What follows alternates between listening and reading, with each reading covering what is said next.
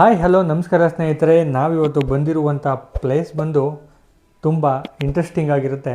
ಯಾಕಪ್ಪ ಅಂತಂದರೆ ರಾಮಾಯಣದಲ್ಲಿ ಭಾಗದಲ್ಲಿ ಬರುವಂಥ ವಾಲಿ, ಸುಗ್ರೀವ ಮತ್ತು ಮಾಯಾವಿ ರಾಕ್ಷಸ ಈ 3 ಜನ ಏನಿರ್ತಾರೆ ಮತ್ತು ವಾಲಿ ಸಾಮ್ರಾಜ್ಯ ಕೂಡ ಇಲ್ಲೇ ಇರುವಂಥದ್ದು. ಆ ಒಂದು ವಾಲಿ ಸಾಮ್ರಾಜ್ಯ ಮತ್ತು ವಾಲಿ ಗುಹೆ ಎಲ್ಲನೂ ತೋರ್ಸೋಕೆ ಹೋಗ್ತಾ ಇದ್ದೀನಿ. ಯಾರ್ಯಾರು ಇನ್ನೂ ಈ ಪ್ಲೇಸ್ನ ನೋಡಿಲ್ವೋ ಅವರೆಲ್ಲ ಕಂಪ್ಲೀಟಾಗಿ ವೀಡಿಯೋನ ನೋಡಿ. ಯಾರ್ಯಾರಿಗೆ ಈ ಪ್ಲೇಸ್ ಗೊತ್ತಿಲ್ವೋ ಎಲ್ಲಿದೆ ಅಂತ ತಿಳ್ಕೊಳ್ಳಿ. ಅದ್ರ ಬಗ್ಗೆ ಎಲ್ಲ ಮಾಹಿತಿನೂ ಕೊಡ್ತಾ ಹೋಗ್ತೀನಿ, ತಿಳ್ಕೊತಾ ಇರಿ. ಇನ್ನು ನನ್ನ ಒಂದು ಚಾನಲ್ನ ಯಾರ್ಯಾರು ಸಬ್ಸ್ಕ್ರೈಬ್ ಮಾಡ್ಕೊಂಡಿಲ್ವೋ ಅವರೆಲ್ಲ ಸಬ್ಸ್ಕ್ರೈಬ್ ಮಾಡ್ಕೊಳ್ಳಿ. ಇದೇ ತರಹ ಕರ್ನಾಟಕದಲ್ಲಿ ತುಂಬ ಪ್ಲೇಸ್ಗಳಿವೆ, ಅದನ್ನೆಲ್ಲ ಕವರ್ ಮಾಡ್ಕೊಂಡು ಬರೋಣ. ಹಾಗಾಗಿ ನಿಮ್ಮ ಮುಂದೆ ಎಲ್ಲ ಪ್ಲೇಸನ್ನು ತೋರಿಸ್ತಾ ಇರ್ತೀನಿ.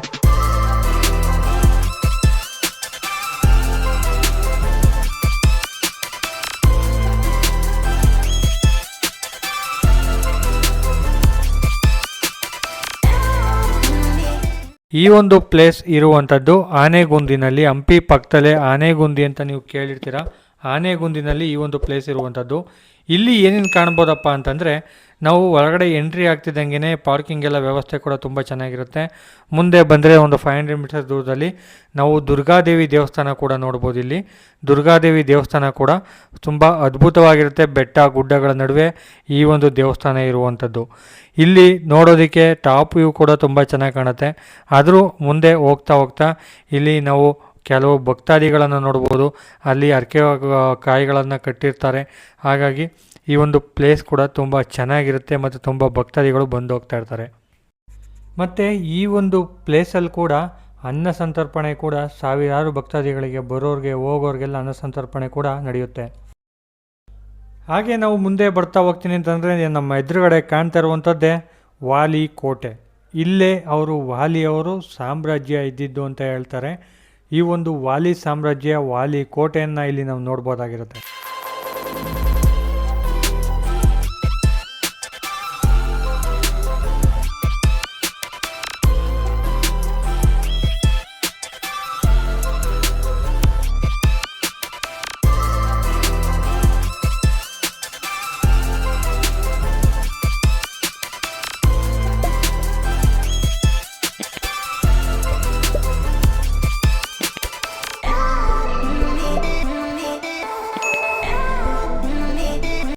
ಇವಾಗ ನಾನು ನಿಮಗೆ ತೋರ್ಸೋಕೆ ಹೋಗ್ತಾ ಇರೋದು ವಾಲಿ ಗುಹೆ. ವಾಲಿ ಬಂದು ಮಾಯಾವಿ ರಾಕ್ಷಸ ಜೊತೆ ಏನು ಯುದ್ಧ ಆಗುತ್ತೆ ಆ ಒಂದು ಗುಹೆನಲ್ಲೇ ಯುದ್ಧ ಆಗುವಂಥದ್ದು. ಜೊತೆಗೆ ವಾಲಿಗೂ ಸುಗ್ರೀವಂಗೂ ಯುದ್ಧ ಆಗುವಂಥ ಸಿಚುವೇಶನ್ನು ಘಟನೆ ನಡೆದಿದ್ದು ಇದೇ ಸ್ಥಳದಲ್ಲಿ. ಈ ಒಂದು ಗುಹೆ ಹೆಸರು ವಾಲಿ ಕೇವ್ ಅಂತಲೂ ಇಂಗ್ಲೀಷಲ್ಲಿ ಕರೀತಾರೆ, ವಾಲಿ ಗುಹೆ ಅಂತಲೂ, ಬಾಲಿ ಅಂತಲೂ ಕರೀತಾರೆ. ಈ ಒಂದು ಕಲ್ಲುಗಳನ್ನ ಏನು ನೋಡ್ತಾ ಇದ್ದೀರೋ ಇದಕ್ಕೆ ಒಂದು ಸ್ಟೋರಿ ಇದೆ. ಈ ಬಂಡೆ ಕಲ್ಲುಗಳ ಮಧ್ಯೆ ರಾಕ್ಷಸ ಓಡಿ ಹೋಗ್ತಾನೆ. ಆ ಒಳಗಡೆ ಹೋದಂಥ ಟೈಮಲ್ಲಿ ವಾಲಿ ಅವನನ್ನು ಫಾಲೋ ಮಾಡ್ಕೊಂಡು ಆ ಒಂದು ಸ್ಥಳದಲ್ಲಿ ಯುದ್ಧ ಮಾಡುವಂಥದ್ದು. ಆ ಗುಹೆ ಒಳಗಡೆ ಯುದ್ಧ ಮಾಡ್ತಾನೆ.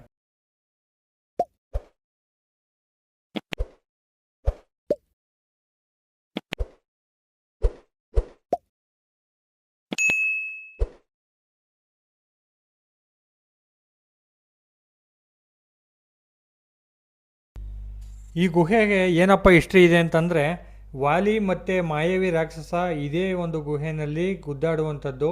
ಏನಕ್ಕಪ್ಪ ಅಂತಂದರೆ, ಈ ಒಂದು ವಾಲಿ ಕೋಟೆ ಏನಿರುತ್ತೆ ಆ ಒಂದು ಸಾಮ್ರಾಜ್ಯ ಮಾಯಾವಿ ರಾಕ್ಷಸ ವಶಪಡಿಸ್ಕೋಬೇಕು ಅಂತೇಳಿ, ನನಗೇ ಬೇಕು ಅಂತೇಳಿ ಈ ಒಂದು ಗುಹೆಯಲ್ಲಿ ಯುದ್ಧ ಮಾಡುವಂಥದ್ದು.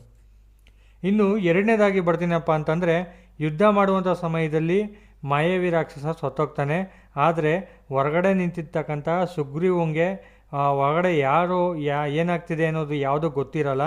ಹಂಗಾಗಿ ಆವಾಗ ಅವನು ಕನ್ಫ್ಯೂಸಾಗಿ ಏನು ಮಾಡ್ಕೋತಾನೆ, ನಮ್ಮಣ್ಣ ವಾಲಿ ಸತ್ತೋಗಿದ್ದಾನೆ, ರಾಕ್ಷಸ ಸಾಯಿಸ್ಬಿಟ್ಟಿದ್ದಾನೆ ಅಂತ ಕನ್ಫ್ಯೂಸ್ ಆಗಿ ಒಂದು ಅಪಾರ್ಥ ಮಾಡಿಕೊಂಡು ಈ ಒಂದು ವಾಲಿ ಗುಹೆ ಅಂತ ಏನು ಹೇಳ್ತೀವಿ ಈ ಒಂದು ಗುಹೆನ ಮುಚ್ಚಿಬಿಡ್ತಾನೆ. ಈ ಒಂದು ಗುಹೆನ ಮುಚ್ಚಿಬಿಟ್ಟಾಗ, ಬಂಡೆ ಕಲ್ಲುಗಳಿಂದ ಮುಚ್ಚಿಬಿಟ್ಟಾಗ ಇನ್ನೊಂದು ದ್ವಾರದಿಂದ ವಾಲಿ ಹೊರಗಡೆ ಬಂದುಬಿಡ್ತಾನೆ.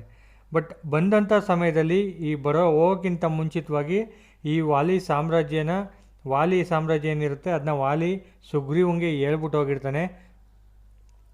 ಈ ಒಂದು ಸಾಮ್ರಾಜ್ಯನ ನೀನೇ ನೋಡ್ಕೋಬೇಕು, ಅಕಸ್ಮಾತ್ ರಾಕ್ಷಸನನ್ನು ಸಾಯಿಸಿಬಿಟ್ರೆ ಈ ಒಂದು ಸಾಮ್ರಾಜ್ಯ ಮತ್ತು ನನ್ನ ಹೆಂಡತಿ ಮಕ್ಕಳನ್ನು ನೀನೇ ನೋಡ್ಕೋಬೇಕು ಅಂತ ಹೇಳಿ ಹೋಗಿರ್ತಾನೆ.